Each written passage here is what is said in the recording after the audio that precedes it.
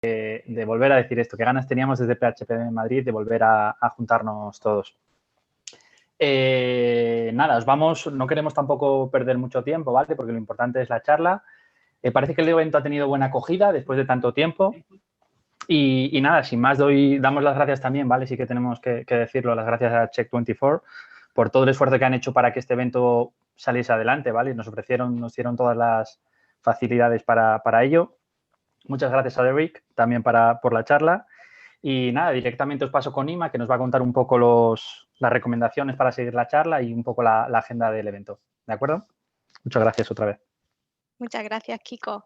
Bueno, pues hola a todos. Mi nombre es Isma, trabajo en Check24. En primer lugar, nosotros también queremos dar las gracias a PHP Mat por por habernos puesto tan fácil a la hora de organizar el evento y por supuesto a todos vosotros por la gran acogida que hemos tenido. Estamos viendo que en la charla hoy somos un montón de gente. Luego también esperamos que todos los que habéis complementado el Forms ya estéis en casa disfrutando de vuestra pizza y bebida, y en el caso de que no, estoy segura de que ya está de camino. Y bueno, todavía queda una sorpresita más, que es para todos aquellos que nos enviéis una foto lo más divertida posible al email, con la pizza y bebida, claro, al email php@check24.es, podréis disfrutar también en un ratito de postre. Así que os dejamos en el chat el email y os animamos, por supuesto, a participar. Como ha dicho Kiko, queríamos comenzar dando unas pequeñas recomendaciones. Somos muchos los que hoy estamos en la sesión y bueno, pues si es posible, nos gustaría que dejaseis la cámara encendida y el micrófono apagado para poder vernos las caras, pero a la misma vez no interrumpir el evento. Y bueno, y animaros también, que estamos viendo que estáis muy activos por el chat, a ir haciendo cualquier pregunta o duda que os pueda ir surgiendo, porque nosotros también estaremos activos para ir solventando cualquier tipo de duda que podáis tener, ¿vale? Y bueno, sin más dilación, pasamos a contaros la agenda que tenemos prevista para hoy. Vamos a empezar con una pequeña introducción de PHP Mat y de Check24. Posteriormente, Derick nos contará sobre Xdebug y los cambios que ha introducido en la nueva versión. Nosotros en Check24 utilizamos Xdebug y bueno, os expondremos un pequeño caso práctico sobre cómo lo utilizamos y cerraremos la reunión o la sesión con una ronda de preguntas y respuestas. Kiko, os vuelvo a ceder la palabra. Vale, de acuerdo, muchas gracias, Inma.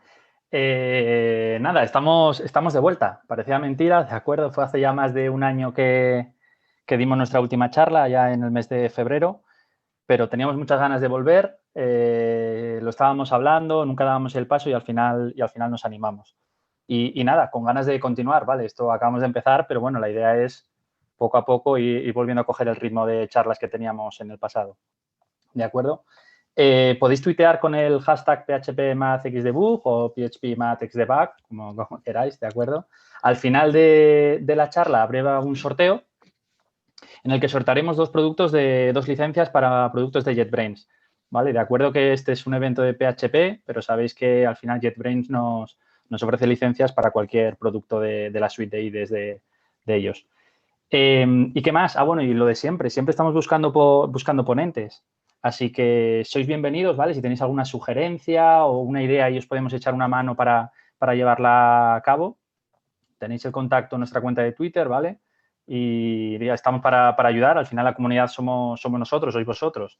Así que adelante, ¿de acuerdo? Muchas gracias por la gran acogida que ha tenido. Somos 79 personas ahora mismo conectadas y está bien después de un año parados. Doy paso a Carlos ahora un poco para que comente esto mismo en inglés, ¿de acuerdo? Well, hello everybody. I'm going to try to translate Kiko's words, but basically we are back. Finally, we are back. We are looking forward to do this event for a long time. We've been waiting almost a year, as you know. As everybody, we've been struggling. We were thinking when to come back, and thanks Check24 for this great opportunity to come back here. We are super excited about this talk. Thank you very much, Derick, for this talk. And well, we are going to do a raffle of 2 licenses of JetBrains and 1 license of Codely TV. Codely TV is an education partner in Spanish, but for our English speakers, the JetBrains license allow also to work on PHP Storm or Python, the Enterprise Edition, or other products of JetBrains you can choose. And please tweet with this hashtag PHPMathXDebug, because we are going to do a raffle with that. And as always, as we are struggling as community to look for new speakers, always we are going to be always looking for ones. So be brave. Even if you need help in order to prepare that, we can mentor you, we can coach you in order to do the speak. So be brave and try to contact us with our via our tweet email or tweet account. And that's it. Thank you very much and welcome. Emma. Muchas gracias. Nada, cedemos la palabra a Tim, CEO de Check24, que os va a contar un poquito más sobre la compañía y el proyectazo que tenemos entre manos. Gracias, Inma, y bienvenidos a todos. Me alegro un montón de ver tantos de vosotros unirse a esta charla. Si lo he visto bien en la página de Meetup, nunca antes se han apuntado tanta gente a un evento de PHP Madrid, así que parece una buena remontada después de tanto tiempo sin evento, ¿no? Es un honor patrocinar esta vuelta al público. Yo asistí al último evento presencial hace más de un año y obviamente me hubiera gustado invitaros a nuestra oficina, pero así por lo menos quiero presentaros brevemente a Check24 para que tengáis una idea de quiénes somos. Check24 es el comparador de precios más grande de Alemania. Llevamos más de 20 años construyendo comparadores. Comenzamos con seguros, luego energía y productos financieros. Y desde el 2008, bajo la marca de Check24, añadimos cada vez más productos. Esos productos las llamamos verticales, hasta tarifas móviles, viajes e incluso electrodomésticos hoy en día. Tenemos más de 20 millones de clientes y encima de los comparadores forman parte del grupo de Check24 un banco digital, una empresa de coches de alquiler, un gestor de cuentas bancarias y mucho más, ¿no? Y todo de desarrollo 100% propio. En total somos más de 5.000 chequitos o compañeros, pero no nos consideramos una empresa grande. Tenemos la experiencia y los recursos de una empresa grande, pero para mantener la velocidad y la agilidad, los verticales actúan como un grupo de startups bastante independientes, ¿ya? Solo compartimos una marca y una filosofía común. En Europa no hay otro comparador de ese tamaño y de la gama de productos que tiene Check24. Aquí veis algunos ejemplos de los países grandes. Después del éxito en Alemania, tuvimos que dar el salto al extranjero en algún momento, ¿no? Aunque el mundo de la comparación es muy nacional, mucho más nacional que otros modelos de negocio digital. Tenemos proveedores locales, legislación local, hasta productos diferentes en cada país, ¿no? Escogimos a España como piloto y primer país de la internacionalización porque nos parece uno de los países en Europa con menos uso de comparadores. Y creemos que esta falta de uso tiene mucho que ver sobre todo con una falta de buena oferta. Nosotros somos una empresa de producto y de tecnología, muy enfocado en el usuario. También somos una empresa privada, 100% en manos de los dos fundadores, ¿no? Es una historia bastante única, creo que a nivel mundial. Y eso es algo que nos permite una orientación más extrema al usuario y por otro lado nos permite pensar mucho más a largo plazo, ¿no? Y pues como product manager y también como usuario de los comparadores españoles tradicionales, a mí me duele en el corazón si veo que la mayoría de estos portales aquí no ofrece, por ejemplo, una cuenta de usuario para guardar mis datos. Muchos de los precios a menudo no son finales o fiables. Apenas hay opciones para contratar online, faltan filtros, detalles para tomar una buena decisión, etc. Y entonces estamos aquí para mejorar esa experiencia del usuario. ¿En qué punto se encuentra el proyecto en España? Lanzamos la web en la fecha simbólica del 24 de 4/2020, ¿eh? Con el foco en coches de alquiler como primer vertical. En octubre lanzamos el vertical de hoteles y desde hace unas semanas ofrecemos también un muy buen MVP de seguros de coche de desarrollo 100% local en España. De eso os va a hablar en un momento también nuestro Head of IT de seguros, Alexander. Pues por falta de un evento presencial, me gustaría mostraros por lo menos algunas imágenes de nuestra oficina en la Castellana y el equipo. Como veis, es una oficina completamente nueva, con un equipo que le gusta trabajar codo con codo, aunque sea ahora mismo a 2 metros de distancia de seguridad. incluso estos días y adaptarlo a la situación actual. Nos gusta hacer eventos, celebrar juntos cada lanzamiento y os podéis enterar de detalles en nuestros perfiles de Facebook o LinkedIn. Pues antes de despedirme, me gustaría haceros una pregunta y repartir un regalo. Vamos a regalar o entregar un cheque regalo de 100 euros para nuestros verticales de viajes, de hotel y de coches de alquiler, para quien da mejor respuesta a la siguiente pregunta. ¿Cuántos comparadores ofrece Check24 en Alemania? Para participar, simplemente mandad la respuesta al correo electrónico que os va a indicar Inma, creo, en el chat de Zoom. Y al final de la charla vamos a daros la solución correcta y entregar el voucher al ganador.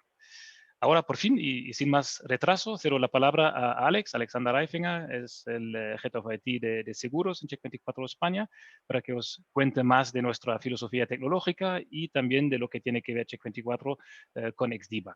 Muchas gracias y que lo paséis bien.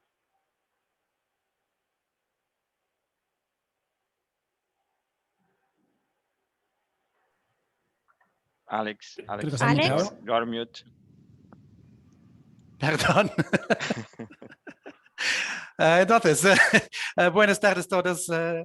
Disculpe para no continuar en español, pero no hablo español tan bueno. Pero para mí y para vosotros es mejor hacer esta parte en inglés. Entonces, Inma, cambia el idioma, por favor. Thank you. That is much easier for me. Pues, let me say a few words in English. Why did we specifically invite Derick to do this first talk for PHP Madrid here? To answer this question, I need to explain why how Check24 looks like from a technical perspective. So as Tim already mentioned, we have a lot of comparisons in Germany, and we have built a lot of them, but each of them is different. So there is no common Check24 comparison monster that handles everything from flight to life insurances and energy and shopping and everything. Actually, every comparison that we have is an independent development with its own IT, servers, software, business experts, business plan, and also built 100% in-house in small independent teams. That means that we have comparisons that are using Java or Node.js or .NET, and with the most success, PHP. And for internal processes, we even use less widespread languages like R, for example. If you look at other e-business platforms like Amazon, for example, they have one platform and translate that one platform to every country. Comparison, on the other hand, needs a little bit more love. That's why we decided to build most products that we built here in Check24 Spain completely from scratch. We want to have a Spanish software developed locally for the Spanish market. And our ties to the mothership in Germany are very minimal.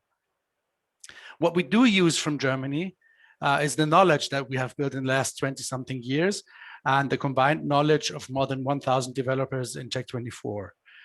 As you can see, we have lots of expert groups in our Slack, and we can ask people in Slack, because every problem that we face, likely someone else has already had before, because we're all building comparisons.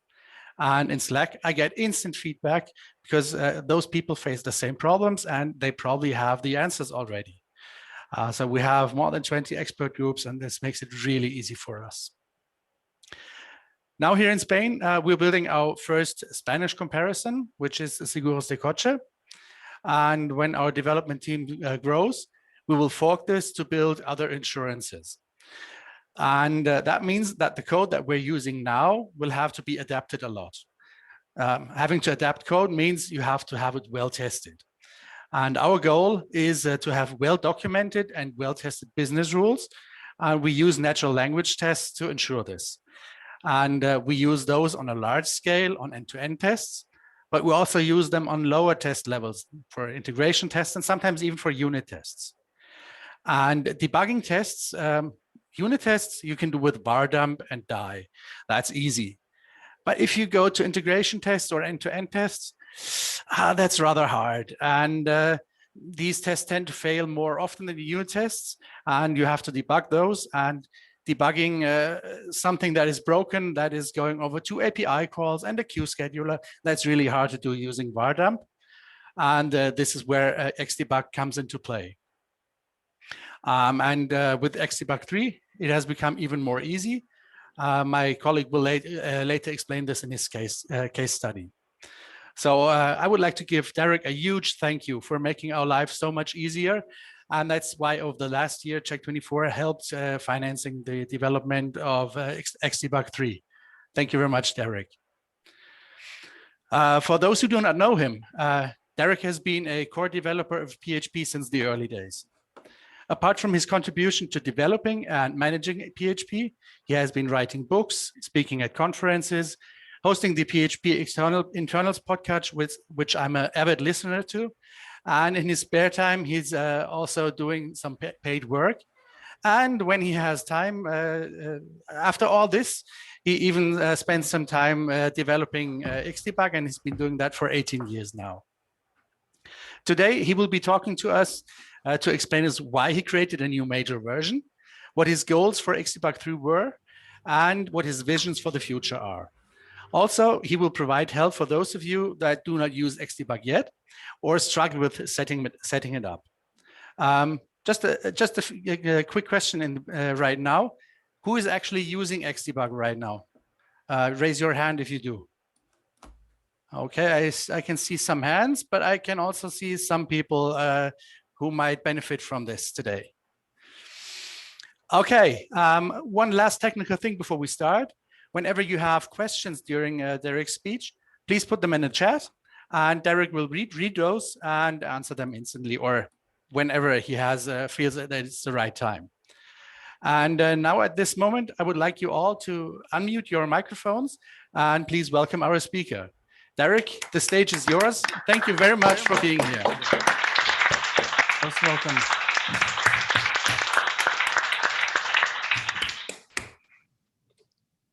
All right. I think the host should promote my video to be the important one so that it doesn't switch off. Yeah, Derick, I guess that if you start sharing your video, it will be... Yes, yeah. But I won't be sharing my screen. So there is a way of doing this in Zoom, but I can't do it because I'm not a host. Can we debug it? Yeah, now I'm the host. Try now. Yeah. See how I do that? Me host more. Oh, this version of Zoom doesn't allow me to do it. How weird. My own does. Derick, now you are the host. Yeah, I see that, but I'm still not be able to do this. How curious. Yeah, I was seeing before. I was looking at this, and I guess that if you start sharing, okay, but if you don't share, I don't know how to do this. As long as you're the only one that talks, you should be in focus. Exactly. Mm-hmm. Okay, so everybody else, Mute. Yeah. All right, you should see me as well here, right? Okay. All good. Sound good. There we go. Hello. Good evening. It's good to be in Madrid, although I'd rather be in Madrid instead of on the other side of the screen. It's been a while since I visited. This evening, I'm talking about Xdebug 3, as been introduced. So hi, I'm Derick. I'm European, currently living in London. Most of the other things have already been introduced, so I won't go over that. So let's dive straight in then. Now, I have to warn you that I will attempt to do live demos. And you know how these things go in normal presentations, and I can probably guarantee you that something is going wrong there, even though I've just practiced it half an hour ago. Right, because that's just how these things work. All right, so a little bit about Xdebug itself. It is 18 years old, or now nearly 19 years in another month or two. And if any of you have ever worked on code bases that are 18 years old, or I probably should even say even 18 months old, you know that there's always going to be a lot of legacy code in there. And Xdebug was no different. And not only is the code itself weird, it's also how people make use of it. So there's lots of different options that most people didn't even know about. I certainly couldn't all remember. And there were lots of other issues with it because Xdebug wasn't really designed as it is currently, but it was basically built bit by bit, very much like PHP itself. And that sometimes means that, you don't always manage to get everybody along with you to follow what's going on. And from my own side, I had real jobs, right? I need to pay the bills, and the more jobs and the further you get in your career, the less time you have for side projects, like in my case, Xdebug. Now, in order to address that, about 2 years ago, I stopped having a normal full-time job. I started doing contracting, and then with the same idea to also spend significant amount of time on Xdebug. And with its main goal to revamp what it currently was, or what Xdebug 2 was, to make it easier to use, faster, and making sure that I could keep up to date with PHP versions. Because if PHP comes out, PHP 8.0 came out, what is it, just 2.5 months ago? No, 3. It's 4 months ago already today. It goes fast. It goes fast. And of course, when PHP comes out, then Xdebug needs to work with that. And every major version of PHP has lots of internal changes that you as a user don't necessarily see, but on the Xdebug side, it's pretty big. Like most of today, I've been spending fixing Xdebug to work with PHP 8.1, even though that is still 8 or 9 months away from release, right? But keeping up to date with it, it takes quite a bit of time. So yeah, I like searching for Xdebug on Twitter. I see quite a lot of people complain, or at least back then. So this was January 2019 is what it comments from, or 2018, the last one. They're saying that Xdebug has always been really slow, and that was fair criticism. I mean, it was doing so many things at the same time that, yeah, it just gave a lot of overhead. And of course, debuggers are always going to give overheads. You really want not to have doing that as much, right? All right, so my plan was to fix all of this. So in Xdebug 2.8, that is nearly 2 years ago now, I fixed some things inside Xdebug with breakpoint behavior. And that was a really good thing to have.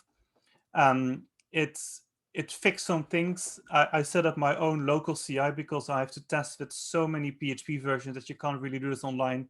Like if you're familiar with things like Traverse or Circle CI, you can maybe do 5 concurrent requests. Well, I need 300, so I can't wait for all of that, right? So there's this big machine under my desk now that can actually run this in about 15 minutes.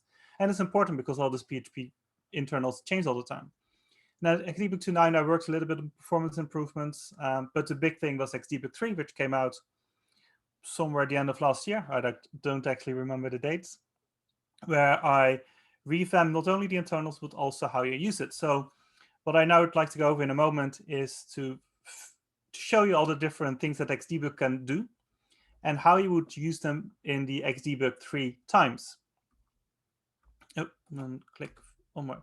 So yeah, just showing off my PHP versions that I've installed on my local system, and just to make sure that I'm not cheating. Oh, I should not do the L because then you can't see them all. There is plenty of them, right? Is important to test with. Now, as I mentioned, I can't really do this on any cloud-based CI because it's just too slow, and there's so many different variants that I need to test that I basically set us up, and you can go to this URL yourself. And of course, live demos, they're fun, aren't they? They're now not working. How curious. I know what the problem is, but I won't fix it on stream. Anyway, normally you can see the status of Xdebug on there. All right, so Xdebug 3, what is this about? Well, the first thing I wanted to do is reorganize my code. Everything was always in the same directory. And if you want to autocomplete file names in here, it's really annoying because you always have to type xdebug_fully. And that just annoyed me so much that I split this up. I split it up in such a way that every functionality is in its own directory. And by doing that, I also really rewritten the code to be much more modular.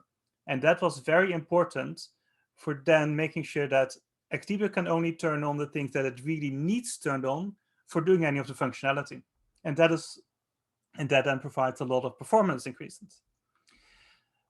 So every directory here has the name of a feature in Xdebug. So there's coverage for code core support, debugger for the debugger, there's tracing and profiler, and I'll just give you an overview of what all of these things are. Because one of the big difference between Xdebug 2 and 3 is that you now need to turn on features specifically. So, and that you do with the xdebug.mode setting. Now, after Xdebug is loaded, its default mode will be developed, which I'll show you in a moment. But it is now possible to turn Xdebug off.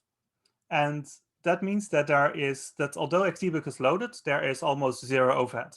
The only overhead is that like checking what the mode is. And if it's off, then it will just stop doing anything whatsoever. And that then makes it, quite easy to then just load and, well, not worry about anything. Now, of course, it doesn't do anything either then, which is kind of a pointless if you install a debugging extension.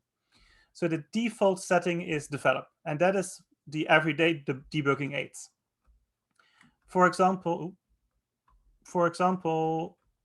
if you, let me load PHP there for a sec. If you run vardem, for example, on the command line, and I now need to type correctly, you just get a floating point number, right? You get something like this. Now, if you do this with Xdebug, you don't see any difference. But that is not totally true, because Xdebug does update what PHP does, theoretically.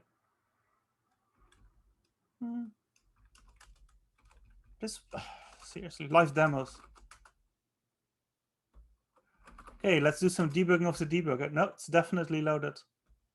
What is the name of the setting? So this is actually something I was going to show you later, but because I now need to live debug it, I can just as well do it now. There's a new function called Xdebug info that basically tells you, let me pipe that to less, everything that's turned on. So it says there's the Xdebug.mode setting and the development is disabled.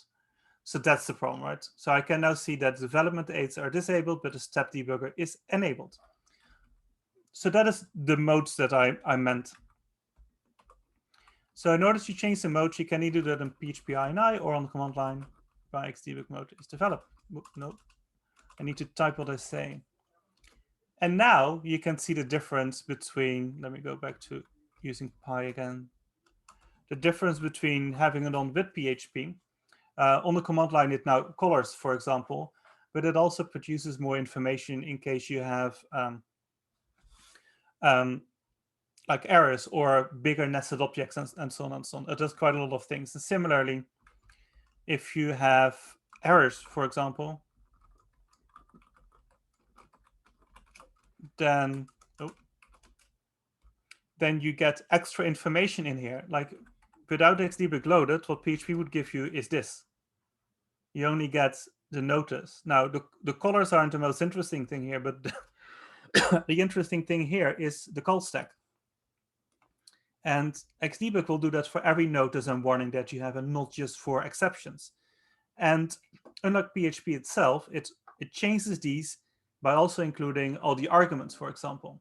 So there's a lot of extra information that Xdebug provides in its develop mode, which is the one that is default. And just having that turned on is already really useful. It creates a vardem that already has the HTML tags, for example. So you don't have to wrap them yourself with pre-text. You sometimes have to if you use vardem or die debugging in production. So on the website is what I meant to say. So yeah, that's kind of a neat function there. Now, probably the most interesting thing in Xdebug is a step debugger. A step debugger is a way of debugging your application while it is running and introspecting variables, as well as basically going on how this goes, how it goes through. So although this is kind of fun to talk about, I like doing these as live demos. So what I've done earlier today, I have started PHP Storm and loaded Drupal into PHP Storm. Now, I am not a Drupal developer. I have no idea how this works, which is actually a good reason to start using a debugger, because it allows you to see step by step what is going on. Now I set a breakpoint somewhere. I don't remember where. But if I turn on the debugger, which I've already done, I've already can turn it on. I say start listening for debug connections. And then when I run, so I'm just switching to Drupal here, which is already loaded, but let me just make sure it is the right one. So now I start PHP with some extra settings. So I made sure that it has Xdebug Modus debug on. I also create a log file, which is kind of handy, and I'll show you in a moment. Oh, you want to meet and decrease the font? Make this a bit bigger. And I'll make sure to do that for PHP Store myself as well once I dive into it. And yeah, this is basically going on here. So I've started now PHP's built-in web server. I mean, you can do the same with using Nginx or Apache or whatever web server you use. But I find it handier, so I don't have to configure my web server. And then here I have Drupal's default website here. It's demo website, which has articles in it and so on and so on. Now, if I click on articles, it should pop up immediately in the debugger.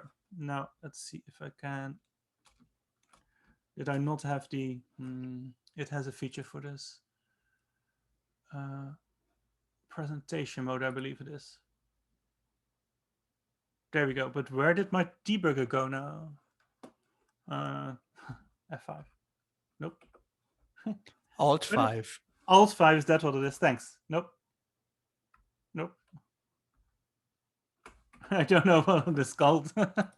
Because I don't. Maybe? Let me just. I just wanted to single step actually, because it should pop up. Maybe it's F7. Is it F7? Yeah, F7 does something, but I wanted to show the rest. Okay. Now, how do I get out? Sorry, I have never done this before.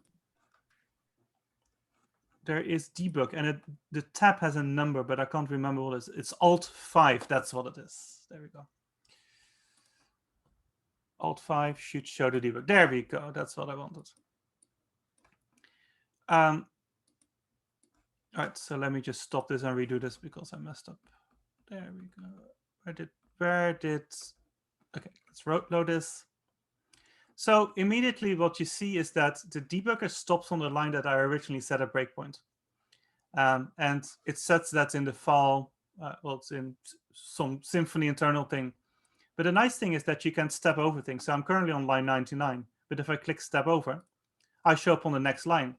And now the result of this event get request, you can actually inspect what request is. And you can examine all the different variables in it. So you can see what the formats are. I guess what the MIME types are that it's used for that, what trusted headers are. Okay, forwarded parameters, things like that. So you can already, introspect everything that goes on. And because you get to do this and single step through it, you don't really have to use the die and the var dump approach of debugging anymore. And if you have, for example, var dumped the wrong variable, then that's fine because you can just click it open here, or even you should be able to hover over these things and you get information there. So you can instantly do that to see what goes on there.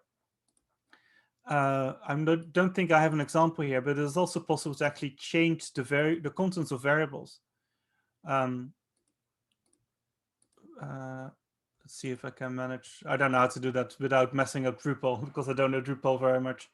But yeah, you can just say set value on any variable name.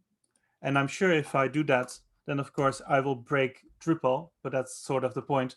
Usually you do this the other way around, right? You find out the variable has the wrong content and then you change it to the right one. But I've done it the other way around now. So let me just resume the program. And it comes back here. I don't know why. Let's continue once more.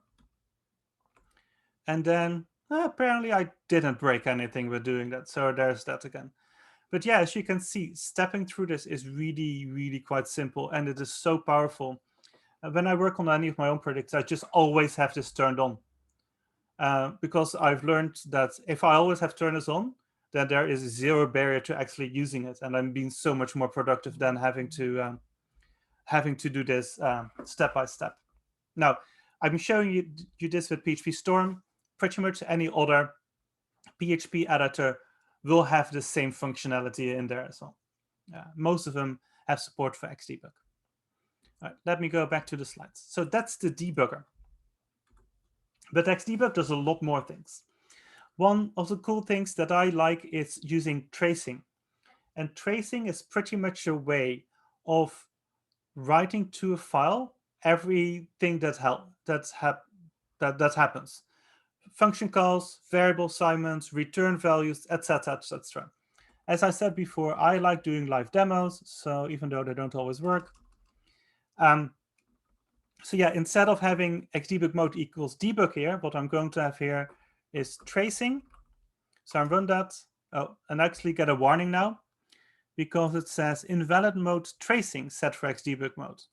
So this is also something new in Xdebug 3, is that it is a lot more chatty if you have done things wrong, which is really nice because it makes it a lot easier to find out why Xdebug potentially isn't working. Now, I know what the problem here is because I did practice this. The name of the mode is not tracing, it's called trace. So I now run this again, and we'll run my same Drupal request again. Maybe click on recipes, and you see the request happening here. This takes some time. And it should be done soon, or did it pop on the debugger? No. Oh, there we go. So I was just being impatient here. That happens sometimes. The tracer, because it writes everything to disk, just takes some time.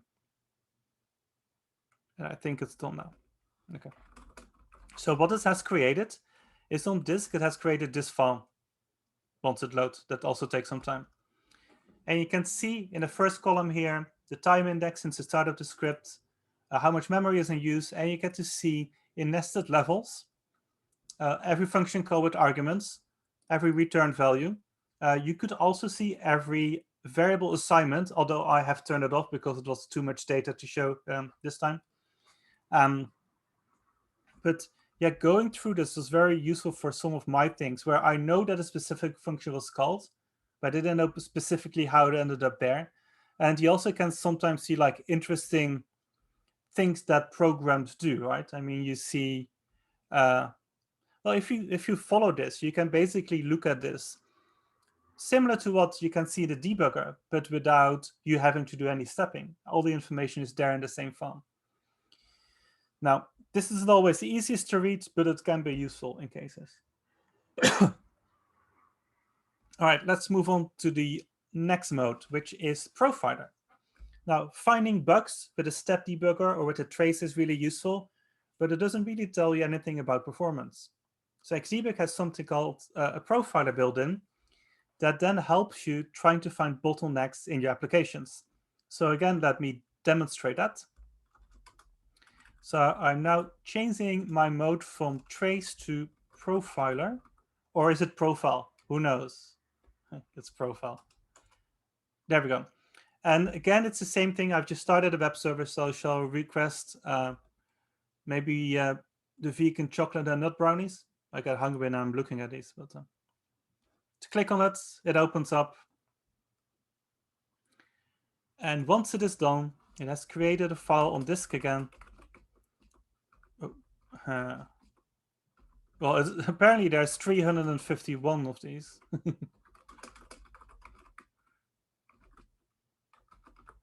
Let me just delete them and do this again, so I know exactly which file it is. It's much easier that way.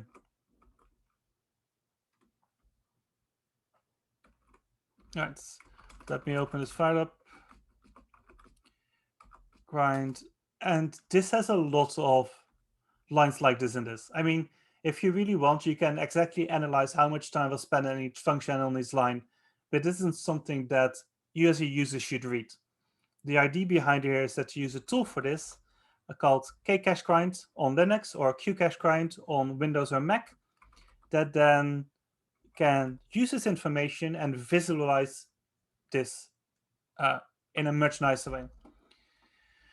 All right, so when you start it up, let me go to the start of the script. Here is the main function, and it tells you, in this case, by area, what was a lot of time spent in. And you can already immediately see that this Drupal core extension, whatever it is, took up the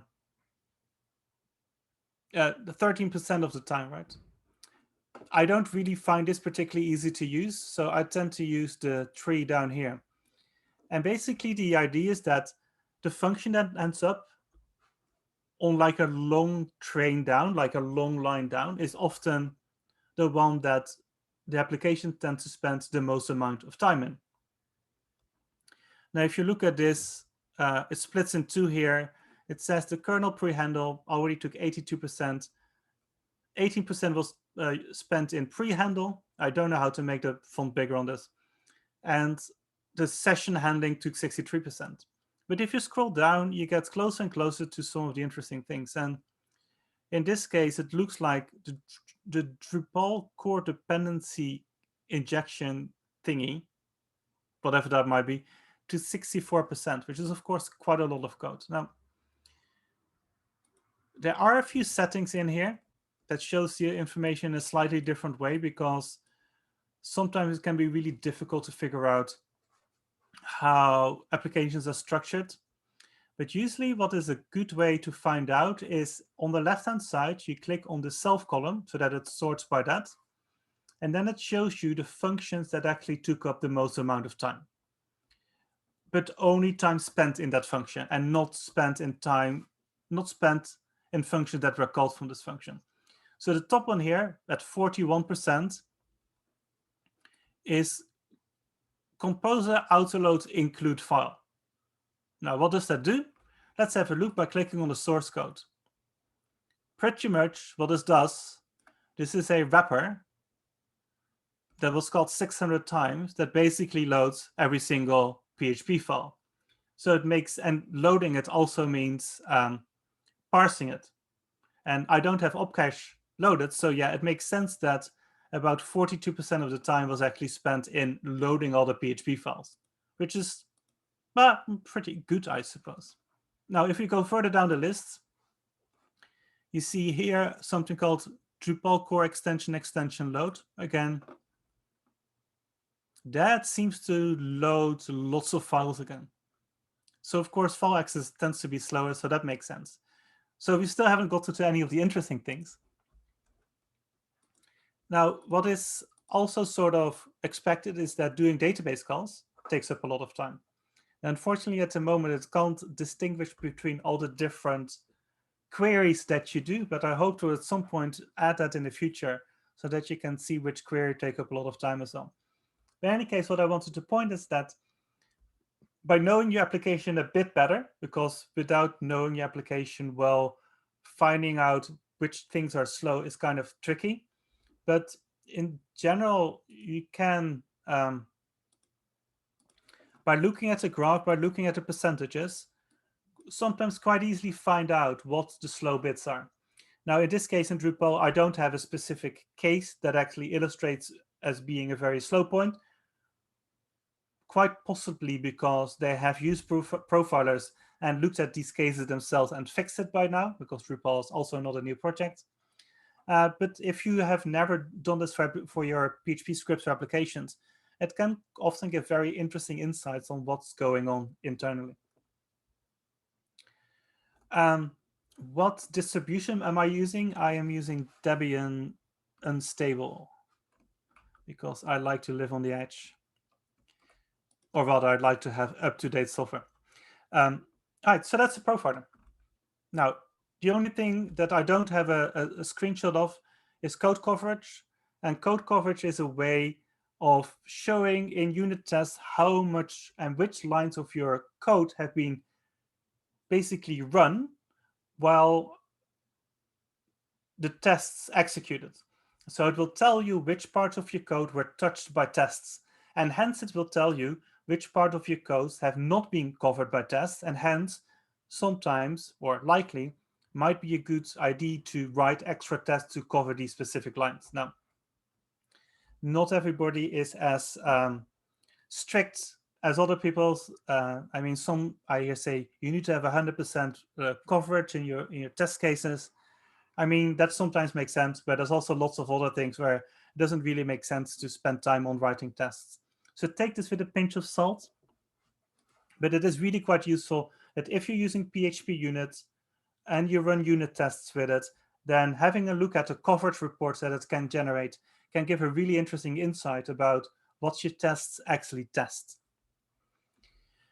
And then the last mode, the time traveler, unfortunately, I could not find a DeLorean emoji, so I have to do with a wizard here, with a time traveler. And this is something that the Xdebug does not have yet. It will be something in the future. Again, that ties in with the whole subject of time traveling, I suppose.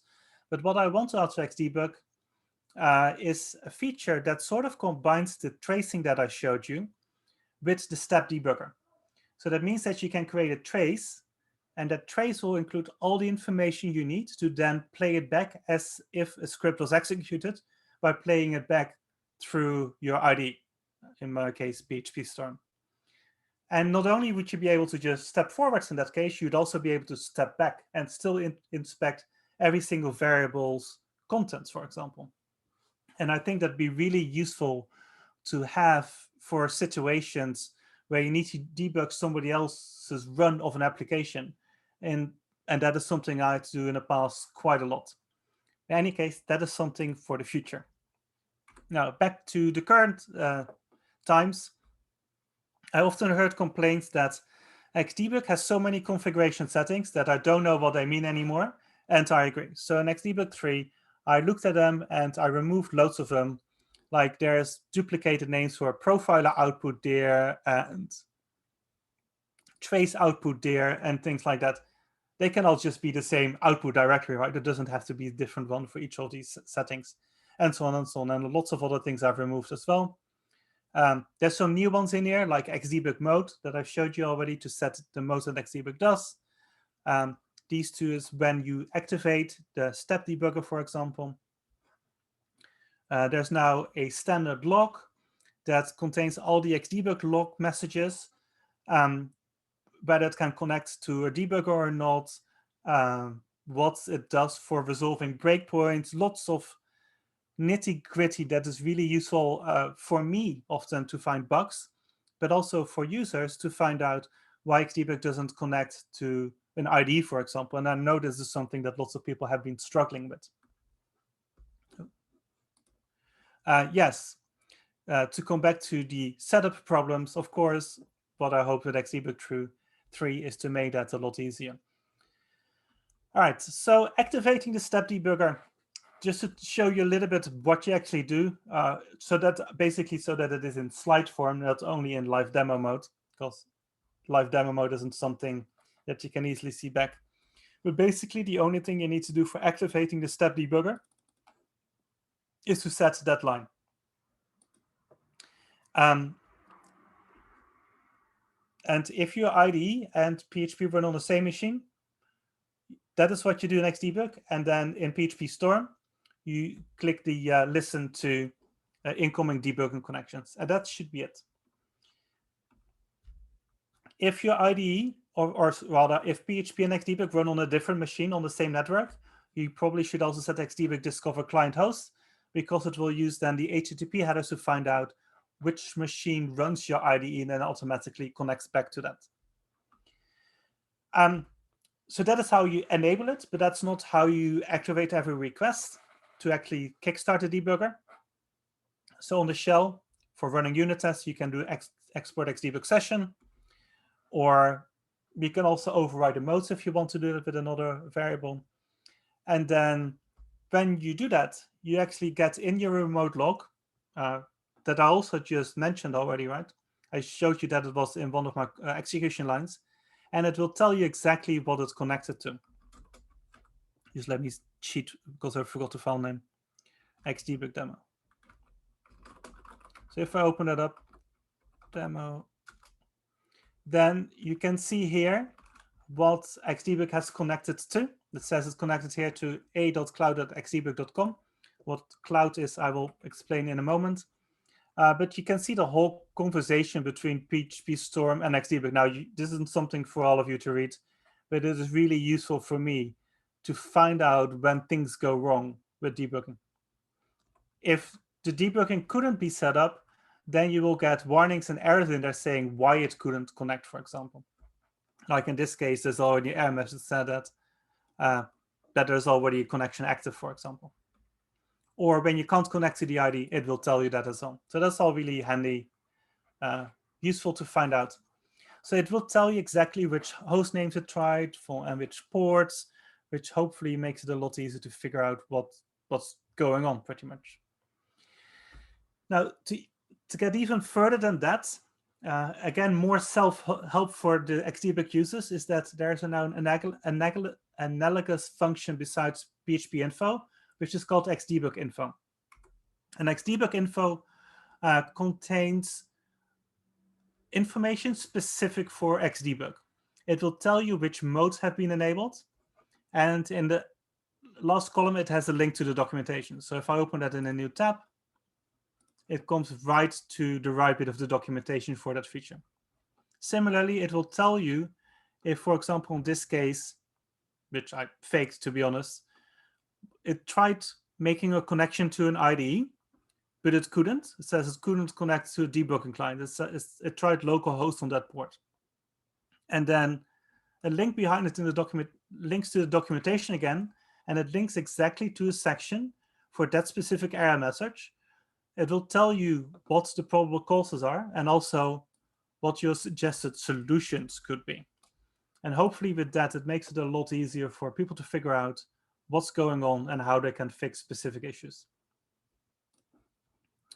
Then further down, it includes some information about PHP itself. It tells you which PHP INI settings have been loaded. This is basically a subset of PHP info output that is useful for Xdebug and reporting issues with Xdebug. I will ask for this information. And then further down, you also get all the INI settings that belong to Xdebug, again, directly with a link to its documentation. Now, this diagnostic page doesn't do everything yet. It doesn't tell you yet that if a debug connection was successful and how and where it connected to, but it will tell you if it created a profiling file or a trace file and things like that with the link. I mean, it's missing here because it didn't happen in this request, but that should all be there. So this should be really good to figuring out what is going on. Okay, next slide. So at the start, I mentioned a little bit about performance, and one of the other things besides splitting up Xdebug into all the different modes that it has now, I also wanted to look at specific issues with specific features.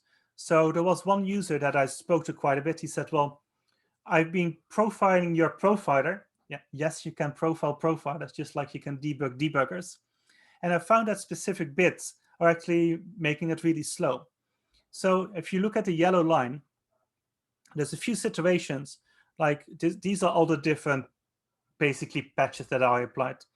And one of them is that says Xdebug AskPrintf with a start size of 32. Basically what it means is that before that Xdebug, when it does internally string concatenation, it would just allocate the smallest bit it could and then add something else to the end. So doing that a lot would be really slow because we would keep reallocating memory. By changing the starting size to 32 instead of 1, you see that from, say, 95%, it went to like 89% of my baseline.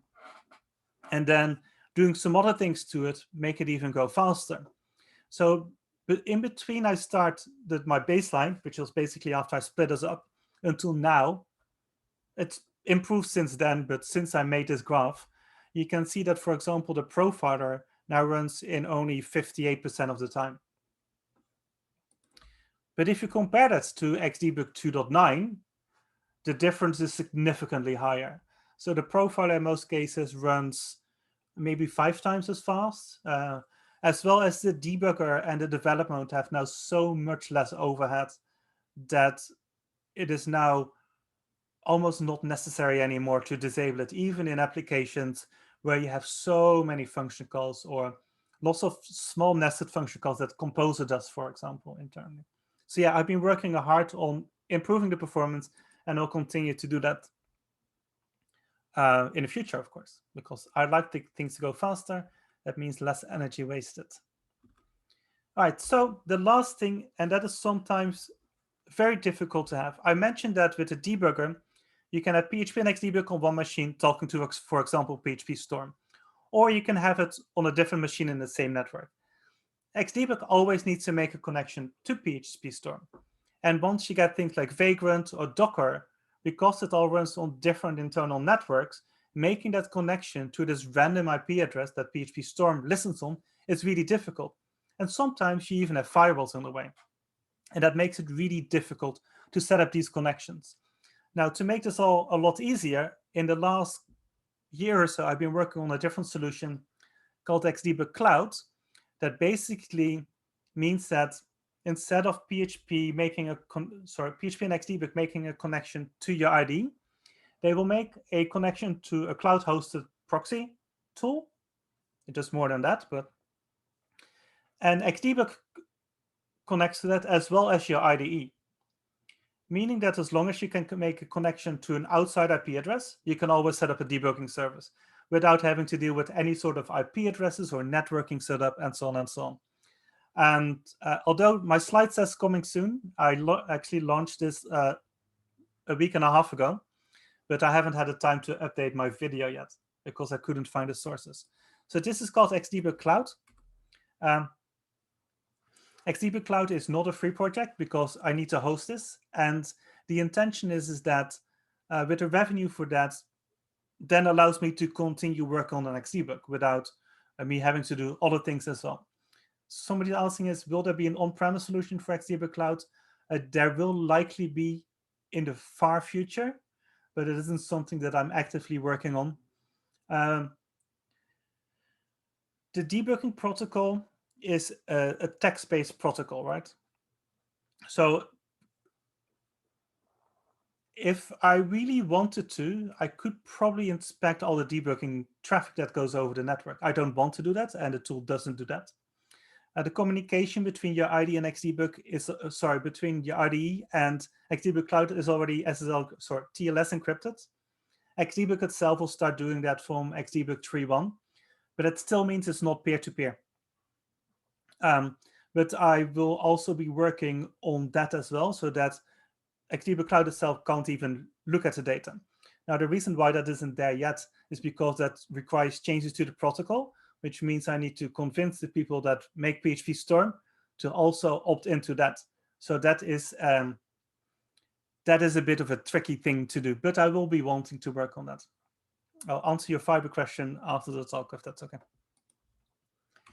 All right, so yeah, if you like Xdebug, you want to support me, there's Patreon, you can sponsor me on GitHub. Lots of you probably already do, and I'm very grateful for that because it allows me to continue working on this. On something I really want to work on because I'd like to make Xdebug great for you, that it saves you a lot of time. And saving lots of time is probably in everybody's favorite. If you're a business, I think in the introduction, I'm not sure who mentioned it, but there's a bunch of companies that help me out through a slightly more official route, which includes Check24, to help me work on Xdebug. So if you or your company is interested in that, reach out to me and we can talk about that.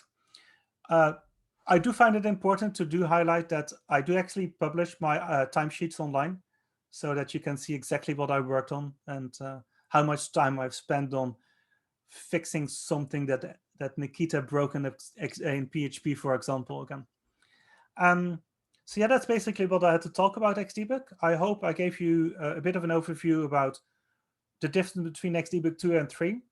If you've never used Xdebug, gave you a quick overview of what it can do for you. I understand that if you really wanted to dive into that, having a talk that lasts 50 minutes isn't great, is not good enough for that, because I can literally talk for hours on this and talk about all the different features and setting it up. But at some point, you do want to go to sleep, I hope. Yeah, having said that, my podcasts where I talk about PHP-related things is PHP Internals.news. Come and have a listen.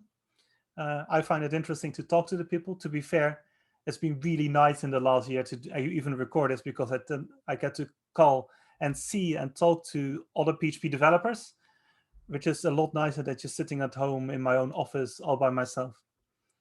All right. Now is probably the time for doing some questions. I see there's one, sorry, one in the chat already. If you want, feel free to do this by audio, but one at a time, please. So I will first answer Kiko's question. He or she is asking that, knowing that the fiber RFC is still an RFC, do you expect a lot of effort to make it work with Xdebug? I do expect to have to do some work on it, but the author of the fiber RFC have been running Xdebug with it. We did find a bug about 2 months ago that I ended up fixing. That was a pretty minor thing to do. So we know it doesn't crash at the moment, but we haven't done extensive tests with it yet. But I expect that there will be some work needed, but I also sort of expect it to work in the end. All right. Anybody else?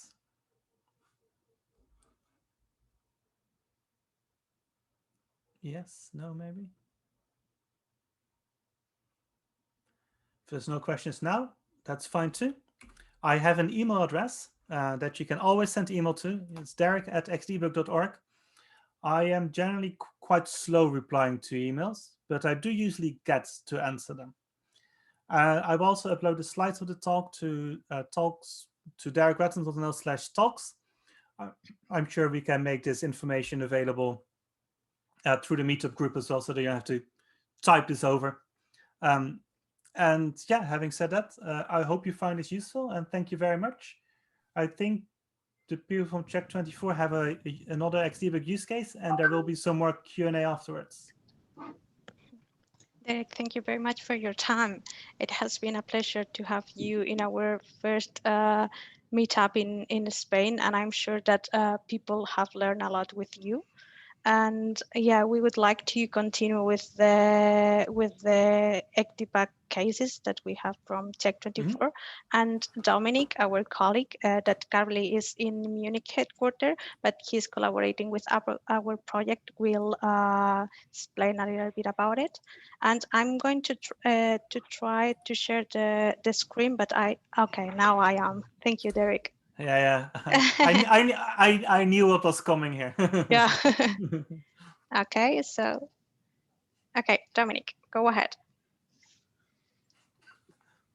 Thank you. Hi, everyone, and thank you, Inma, for the introduction. And especially thank you, Derick, for your work on Xdebug and the presentation today. Especially the time traveler mode sounds very interesting. I'm looking forward to it. I'm honored to talk after Derick here about one of my favorite features of Xdebug that we at Check24 use constantly, also here in Munich. I'm talking about conditional breakpoints. For those of you that are not aware of them, you can add coded conditions on breakpoints so that they do not activate when they are actually accidentally hit. It's a power user feature that benefits especially from the performance enhancements of Xdebug tree. Now to some use cases of that. Next, please. Thank you. One is data providers. Some companies have big test case suites, which are a pain to debug. If you use data providers, which are with conditional breakpoints, you can break only for single data points instead of having to skip manually over the other cases. Simply use the row name as a condition, as shown here in the picture. And that is especially helpful for big data providers as CSV files, for example. Next, please. And the other case that I want to show you is to pre-evaluate statements.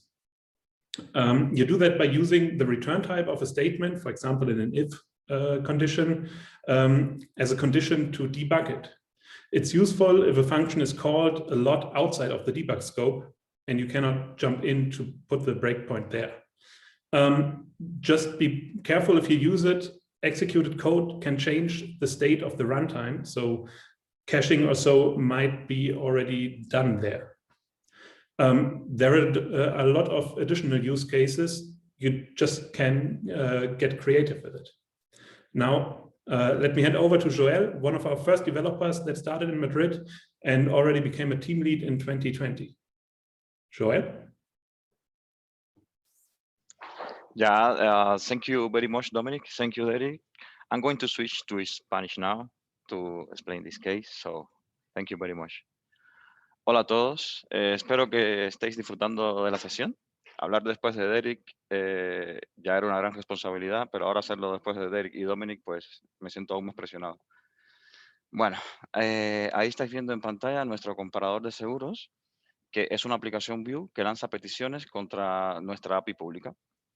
Algunas de estas peticiones se proxifican y se envían al calculation server que no es accesible desde la aplicación Vue.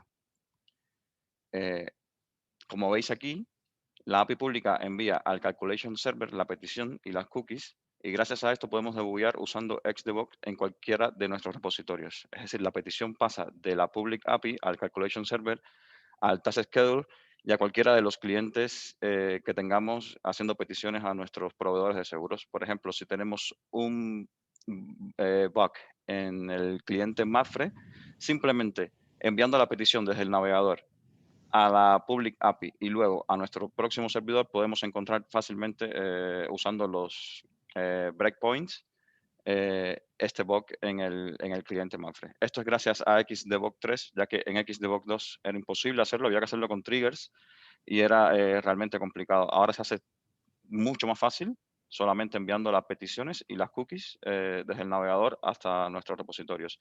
Incluso en Public API ponemos breakpoints, podemos ir debugando step by step, y cuando llega al punto en que la petición sigue hasta el calculation server, pues se hace sin ningún problema, y con Xdebug y PHP Storm todo mola muchísimo, digamos. Pues nada, gracias a todos por vuestra atención. Muchísimas gracias, Joel y Dominic. Pasamos a los sorteos que teníamos pendientes.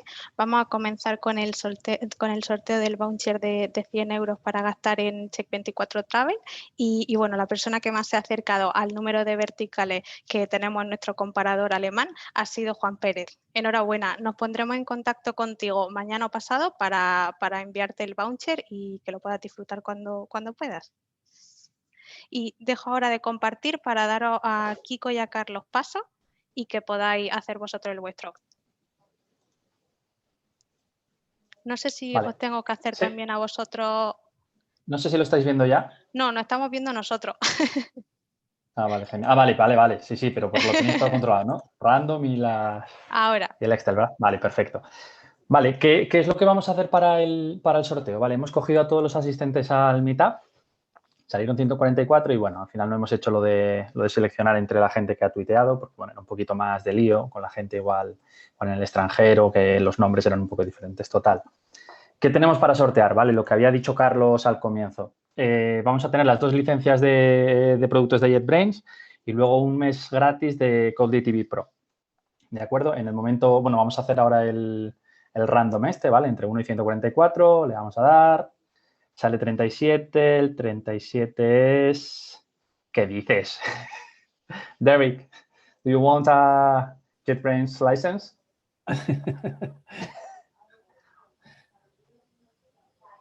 Okay, I think we should take another number.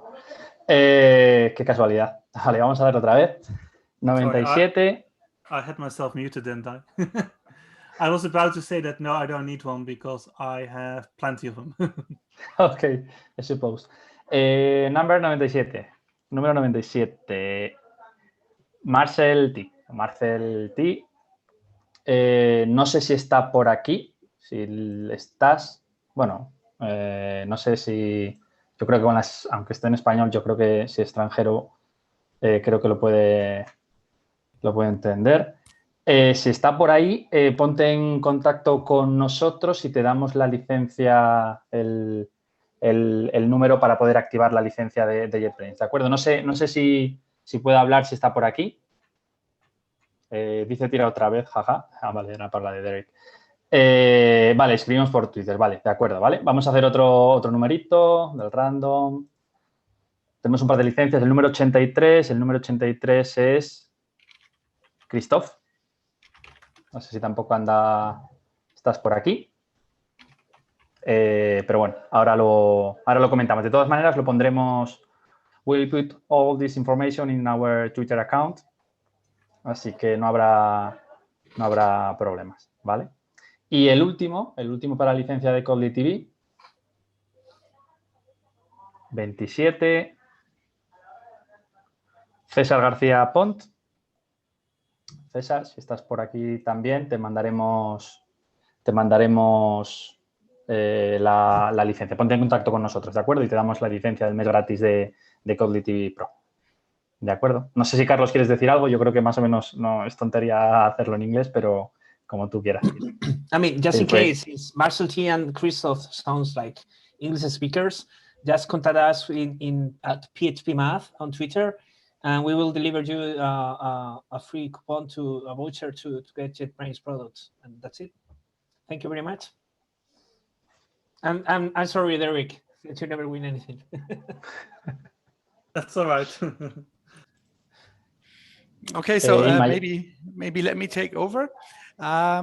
So before we go to the general Q&A, I have two questions. I have been supporting Xdebug here at Check24 for last 5-6 years, and I have had lots of questions on Xdebug.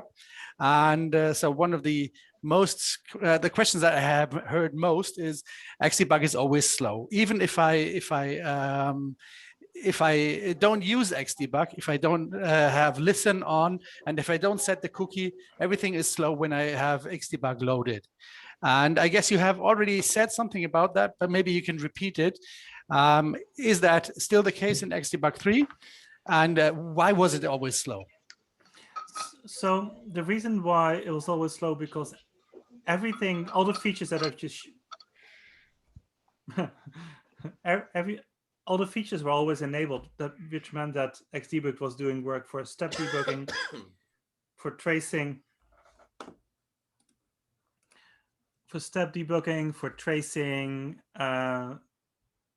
and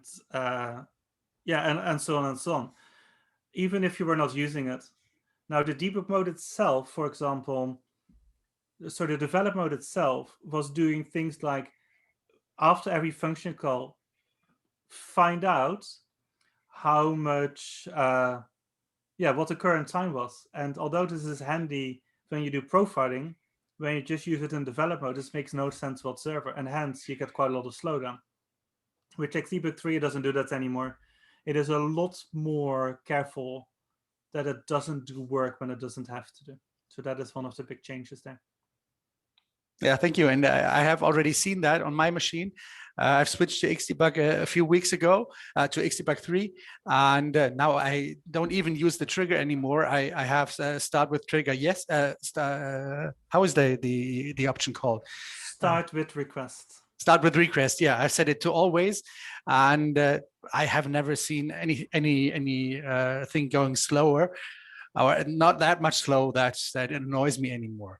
So that is really a big improvement, and so I never use the triggers anymore. This is really nice because as Joel has told us before, it's much easier to debug if you do a debug over several steps. Yeah, or just like I said, I always have it turned on. Yeah, for all my own projects, and I didn't used to do that.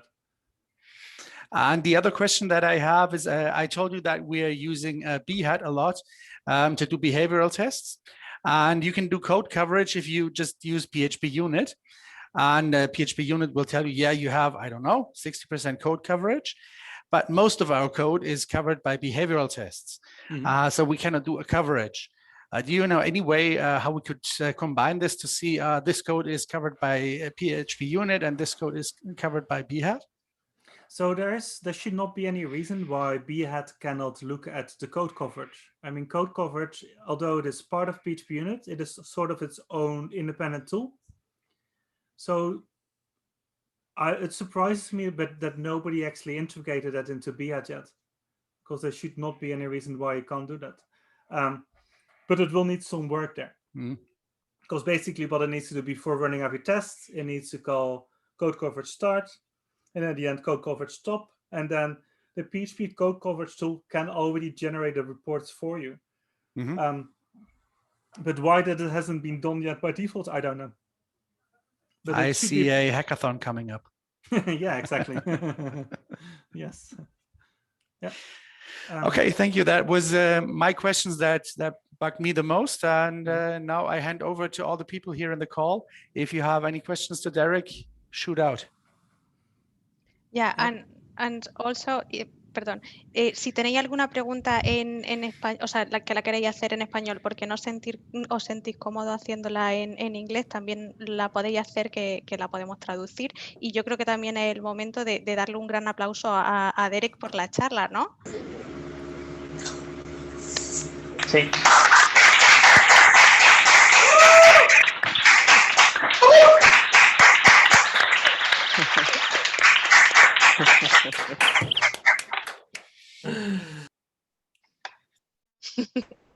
That was quite loud, actually. But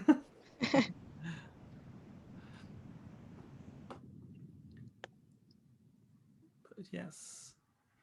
I think you just said that if there's questions, if you want to ask in Spanish, ask them in Spanish. And I can translate them, right? Yeah. Yo quería hacer una pregunta, si es posible. Sí, claro. Sí. Sí, bueno, yo sé que acaba de sacar la versión 3 ahora mismo, de hecho estamos hablando de ella ahora mismo, pero me gustaría saber qué perspectivas tienes de cara al futuro. O sea, insisto, es muy temprano para valorar esto, pero quisiera saber si él tiene alguna idea acerca de hacia dónde se encaminará Xdebug en el futuro, ¿no? Gracias. No sé si... Joel, ¿traduces? Okay, perfect. So, Derick, Abelardo is asking about what do you think that is the future of Xdebug? We know that now the version 3 was released, but what are you planning for the future? So things that I'm planning is, I've touched on some of these things. So I want to make the diagnostics better, to make them even easier. I am also working on more like documentation material in the shape of tutorials and videos. That is something that will be continuing for quite some time. So that is more on the documentation side. On the code side, as I mentioned, I want to have like TLS support in the debugging protocol. That is quite tricky because I don't want to rely on things like OpenSSL, for example. I want to work on my player tool that allows you to step back and forward while looking at an application. And there's a whole bunch of other, like mostly minor things that I'd like to work on, but I can't quite remember them because there's lots of minor things. As to big things, probably the biggest one is that time traveler mode that I've spoken about.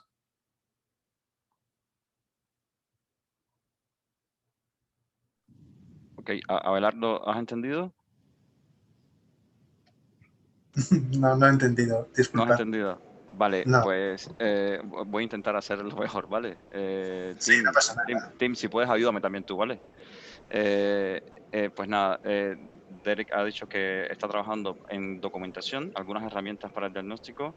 Es muy importante también el time travel feature y algunas herramientas más para el debug engine. Porfa, chicos, los que habéis entendido también, si se me queda algo, ayúdame con eso, ¿vale? Sí, sobre todo en el time traveling. Exacto. Estaba trabajando mucho por el tema de poder ir para adelante y para atrás. Ok. Vale, Abelardo, perdona, es que esto de la traducción simultánea no se me da muy bien, ¿eh? Sí.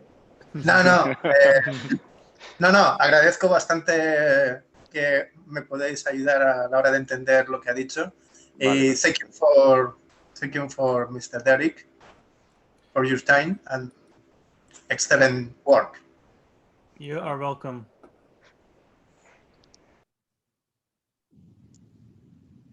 ¿Alguna pregunta más? Bueno, a Derick, a Check24, a PHP Mat, estamos abiertos.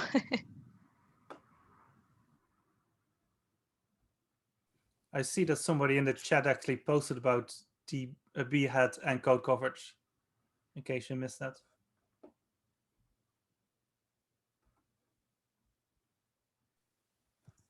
Yeah, hello. Here is Juan Perez. I'm want first to thank Derick about your conference. It was amazing. And I want to thank Check24 because of the award. Very thanks. I want to ask to IT Check24 something. You spoke about some expert groups, and I want to ask you about which topics are normally speaking you about, and how do you handle this message? How do you have these groups? Where are you speaking in these questions? Okay, so I think I can answer that. Okay. So we have lots of expert groups that go from generic topics like, let's say PHP, which is very generic, to more conscious groups like for example, Elasticsearch, for example. Or we have a caching group where people that want to know about caching gather, and in these groups, yeah, every time you're at work, you have your Slack open, and if you see a message coming in, there's always people wanting to answer and wanting to give help. And the idea is that we all do the same stuff, so we all have the same problems. And if, for example, there is some mailing going out. We just had this topic a few days ago. Someone sent a mailing with 6 million emails to customers. And of course, all the customers saw that email and clicked at the same moment. And so they had trouble with the FPM pool running over on their servers. So they were asking in the chat, oh shit, our servers are going down. What should we do? How can we solve this? Should we just add more FPM pools? And they found out that the FPM pools were not the problem, that it was a missing index in MySQL. And if they had added more FPM pools, it wouldn't have helped, because there would have been more calls coming in and more calls to the database that was slow. So they found someone who could do some profiling and could find out what the problem was, and they could solve the problem pretty fast, like less than 2 hours, I think. And then everything was fast again. That was really fine. And I guess they wouldn't have been able to solve it that fast without having so many people as backup in the background. Does that answer your question?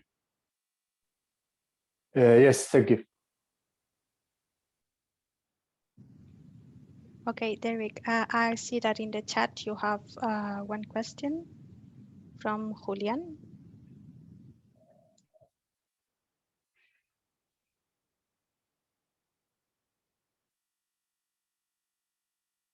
You are mute. You are mute. Sorry, rookie mistake. Basically, Julian is asking is, in order to cover connection problems from and to VM or Docker, wouldn't it be simpler to just provide a thorough documentation? I've been working on the documentation. The issue is that there are often so many components, and everybody's setup tends to be different. Especially some people like to use some of the Laravel tooling. Some of them use Docker with different setups. IDEs are different, so operating systems are different, and they all work in different ways. And with the amount of combinations that you have, it makes it really hard to create one set of documentation that talks about it all. But the intention is, and I've been doing some of that already, to actually work on that and make better documentation, but it is a lot of work to do. That's the end of the answer. I have a question for you. Yeah. So you told at the start of the talk that the code base for Xdebug is almost 18, 19 years old with modifications. How do you manage to like still maintain or still find stuff that you wrote like 12 years ago? Do you have like some sort of lists that you manage, or because I guess the code base is extensive and finding stuff, it's pretty difficult.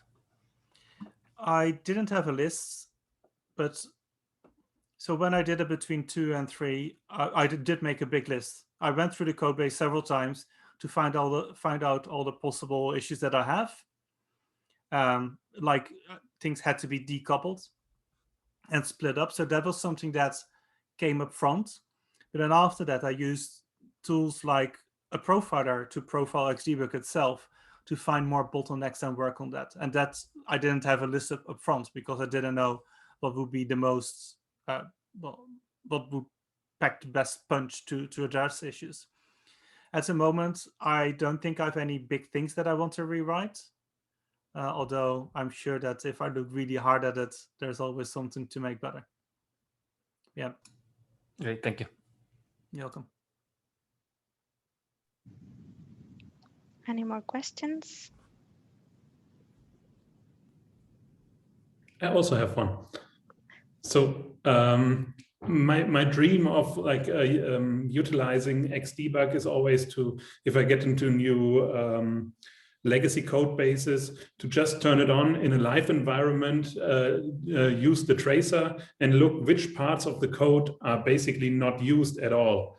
Did you have this dream also and know how to accomplish that? Because I think the bottleneck that you run into there is that you have to manage all the data in a live environment. You don't want to have that written to the data to the hard disk. Is there some way to overcome that? Maybe writing the trace data somewhere in a daemon on a different server or something like that? Or did you come up with this idea once and try to make it work?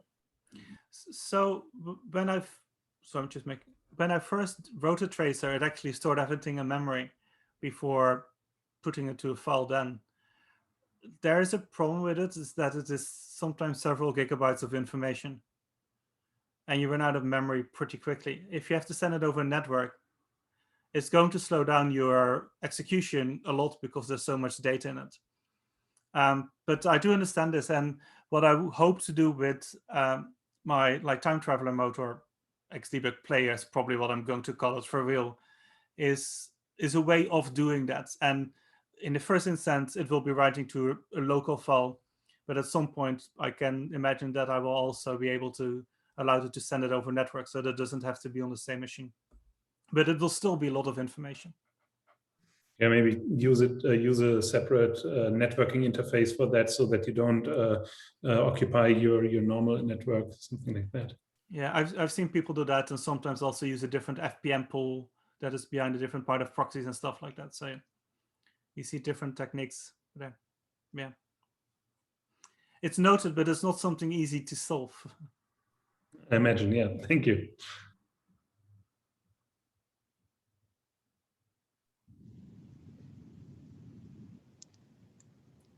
Any more questions?